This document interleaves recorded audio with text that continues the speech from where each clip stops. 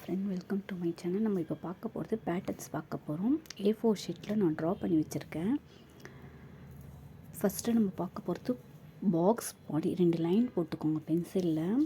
Line போட்டுட்டு box மாதிரி நீங்கள் ட்ரா பண்ணிக்கோங்க. ட்ரா பண்ணிவிட்டு ஸ்டிச் பண்ணுங்கள். ஃபஸ்ட்டு ஸ்டார்டிங் மேலேருந்து கீழே வரணும். அப்படியே ஸ்லீப்பிங் லைன் கீழே வந்துட்டு திரும்ப மேலே போகணும். அப்படியே ஒவ்வொரு வாட்டியும் மேலேருந்து கீழே வரணும், கீழேருந்து மேலே போகணும். இப்படி பாக்ஸ் மாதிரி போட்டு ஸ்டிச் பண்ணிக்கிட்டே வாங்க. உங்களுக்கு ஈஸியாக புரியும்.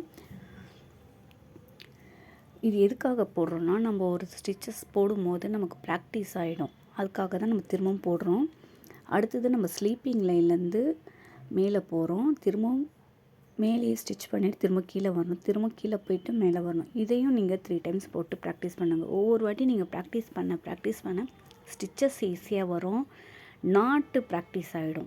எந்நாட்டு போட உங்களுக்கு பழகிடும். அதுக்காக தான் நம்ம நிறைய பேட்டர்ன்ஸ் எல்லாம் ப்ராக்டிஸ் பண்ணுறோம். ஸ்டிச்சஸும் நமக்கு ஈஸியாக போட முடியும். செயின் ஸ்டிச் தான் ரொம்ப இம்பார்ட்டன்ட். அதுக்காக தான் நம்ம இவ்வளோ ப்ராக்டிஸும் நம்ம பண்ணுறது.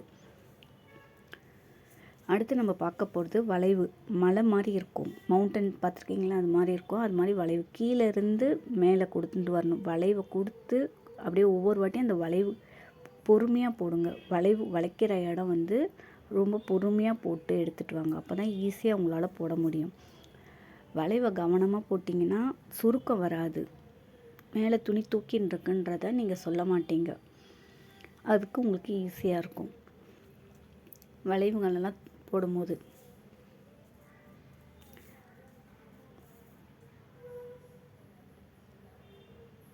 நம்ம வளைவை 3 டைம்ஸ் போட்டு ப்ராக்டிஸ் பண்ணுங்கள்.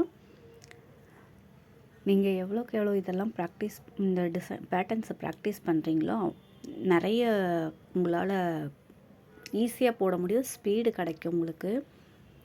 அதுக்கப்புறம் நம்ம வி ஷேப்பில் போட போகிறோம். ஃபஸ்ட்டு ஸ்டார்டிங் எல்லாமே நீங்கள் லைன் போட்டுட்டு தான் போடணும். 2 லைன் போட்டுட்டு அதுக்கப்புறம் தான் போடணும். செயின் ஸ்டிச்சு கொடுத்து சின்ன லாக் ஸ்டிச் கொடுத்துட்டு திரும்ப கண்டினியூ பண்ணணும். மேலே போடும்போதும் வி ஷேப்பில் மேலே போடும்போதும் அங்கேயும் ஒரு லாக் கொடுத்து தான் திரும்ப கொண்டு வரணும். செயின் ஸ்டிச்சு இப்படியும் ப்ராக்டிஸ் பண்ணிக்கிட்டே வாங்க.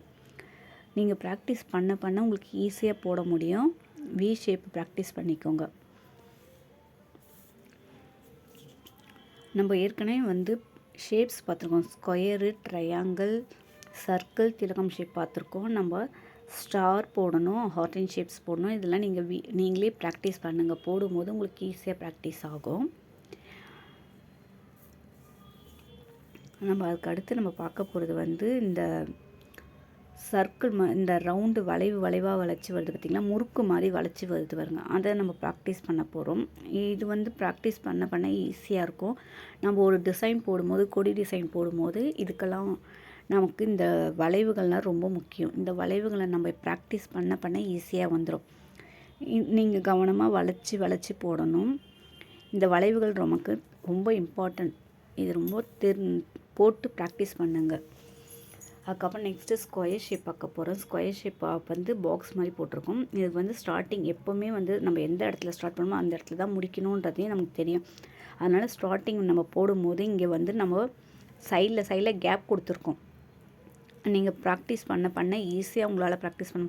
ஸ்டார்டிங் செயினில் லாக் போட்டுட்டு அடுத்து செயின் போட்டு இந்த லெஃப்ட் ஹேண்ட் சைடில் ஒரு செயின் ஸ்டாச் போட்டு லாக் போடுற மாதிரி போட்டு திரும்ப கண்டினியூ பண்ணோம். அதே மாதிரி இங்கேயும் நம்ம ரைட் ஹேண்ட் சைடில் ஒரு சின்ன லாக் செயின் ஸ்டிச் போட்டு திரும்ப கொண்டு வரணும். அதுக்கப்புறம் கீழே செயின் ஸ்டிச் போட்டு மேலே கொண்டு வரணும். இப்படியே ஈவனாக நம்ம ஸ்கொயர் ஒவ்வொரு பாக்ஸ்லேயும் கொடுத்து ஃபினிஷ் பண்ணணும்.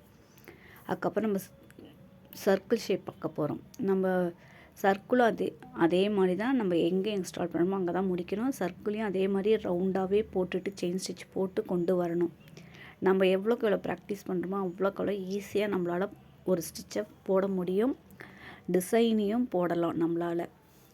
அதே மாதிரி இதுலேயும் நிறைய நம்மளால் சுழிச்சு போடுற மாதிரி நிறைய டிசைன்ஸ் இருக்குது. நீங்கள் அதையும் போட்டு ப்ராக்டிஸ் பண்ணுங்கள்.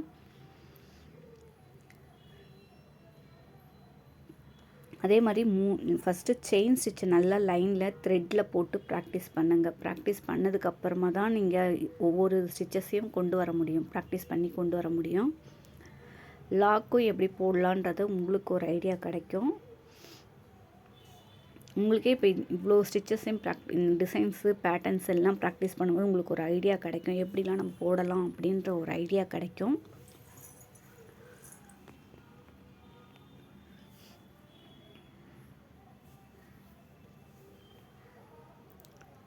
நீங்கள் பொறுமையாக போடுங்க. நீங்கள் எவ்வளோ பொறுமையாக போட்டு ப்ராக்டிஸ் பண்ணுறீங்களோ த்ரெட் அறாது. த்ரெட் அறாமல் நீங்கள் உங்களால் போட முடியும். நம்ம வந்து செயின் ஸ்டிச்சும் வந்து 3 டைம்ஸ் போட்டு ப்ராக்டிஸ் பண்ணுங்க. மேலேயே செயின் ஸ்டிச் போட்டு உங்களுக்கு ஒரு லைன் போட்டு வச்சுருக்கேன், அதையும் நீங்கள் ப்ராக்டிஸ் பண்ணிக்கோங்க. ஃபஸ்ட்டு சில்க் த்ரெட்டில் ப்ராக்டிஸ் பண்ணுங்கள் 3 டைம்ஸ். அதுக்கப்புறம் செரி த்ரெட்டில் 3 டைம்ஸ் ப்ராக்டிஸ் பண்ணுங்கள். அதுக்கப்புறம் வந்து ஸ்விங் த்ரெட்டில் ப்ராக்டிஸ் பண்ணுங்கள். இதை நீங்கள் எல்லாமே 3 டைம்ஸ் ப்ராக்டிஸ் பண்ணும்போது நாட் ஈஸியாக உங்களால் போட முடியும். எப்படி எண்ட் நாட் போடுறதுக்கு ப்ராக்டிஸ் ஆகிடும். நீங்கள் எல்லாமே பேட்டர்ன்ஸு, ஷேப்ஸு, லைன்லலாம் போட்டு ப்ராக்டிஸ் பண்ணிங்கனாலே உங்களுக்கு நாட் எப்படி போடலாம் அப்படின்றது ஈஸியாக உங்களுக்கு பழகிக்கும். உங்களால் நாட் போட முடியும். இந்த ஒரு செயின் ஸ்டிச்சை நல்லா கற்றுக்கிட்டிங்கனாலே நம்மளால் ஒரு டிசைனை எடுத்து போட முடியும். நீங்கள் நல்லா ப்ராக்டிஸ் பண்ணிக்கோங்க. இந்த டவுட் ஏதாச்சும் இருந்துச்சுன்னா கேளுங்க, வாட்ஸ்அப் பண்ணுங்கள், கமெண்ட் பண்ணுங்கள். உங்களுக்கு பிடிச்சிருந்தால் லைக் பண்ணுங்கள், ஷேர் பண்ணுங்கள், சப்ஸ்கிரைப் பண்ணுங்கள். நெக்ஸ்ட்டு வீடியோவில் எப்படி ஸ்டிச் பண்ணலாம் அப்படின்றத பார்க்கலாம். தேங்க்யூ.